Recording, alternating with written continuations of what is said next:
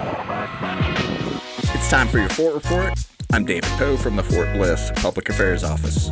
In this edition, 2 words, Blackjack Warrior. The 32nd Army Air and Missile Defense Command brought the best of the best to the Fort Bliss Training Complex for their Blackjack Squad and Warrior competition, March 26th through the 31st. Photographer Sergeant Ian Vega Cerezo from the 32nd had his lens up for the events. So we have a first photo segment that will have you picking sand out of your teeth alongside some of the Army's best troops. After that, Women's History Month may be behind us, but we have one more video feature from the 1st Armored Division Combat Aviation Brigade. The Iron Eagles featured women in the fight from across their brigade throughout the month of March. In this people-powered episode, the Fort Report starts now.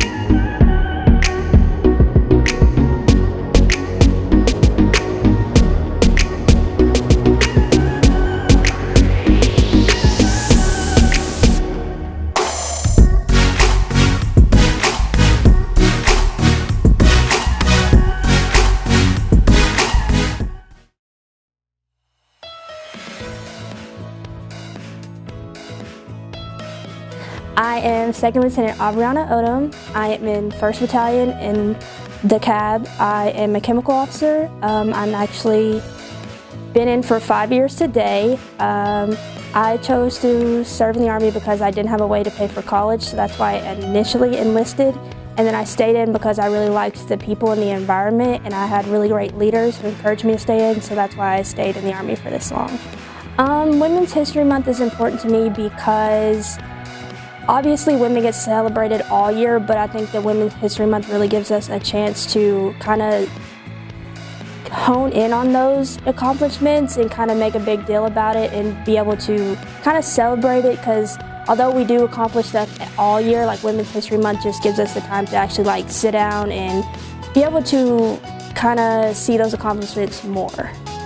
Some of the challenges I've had to overcome as a female in my career is because I'm short and on the smaller side, a lot of people look at me as somebody who's not very physically fit or can really keep up with the people in my unit, and I really had to prove myself and prove them wrong that I can keep up.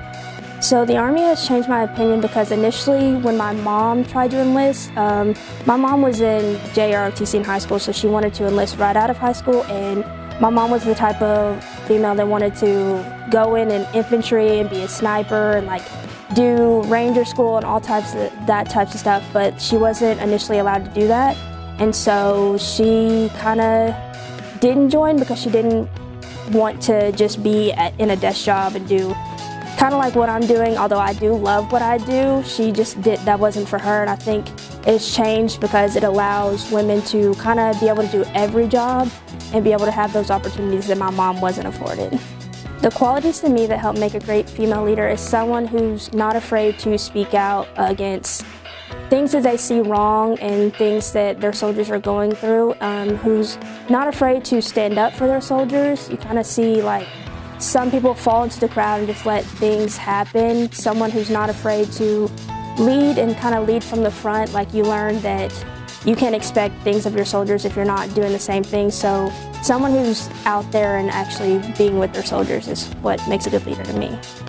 One piece of advice that I would give to women in the Army today is don't get lost in the crowd of all the other soldiers. Like, just because you're a woman doesn't mean that you can't do what other soldiers can do and what other male soldiers can do, so don't be afraid to step up and do those things that they do.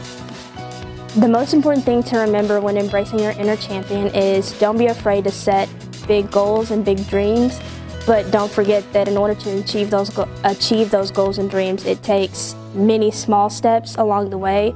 So make sure that you have a plan, and again, don't be afraid to dream big and go for those dreams.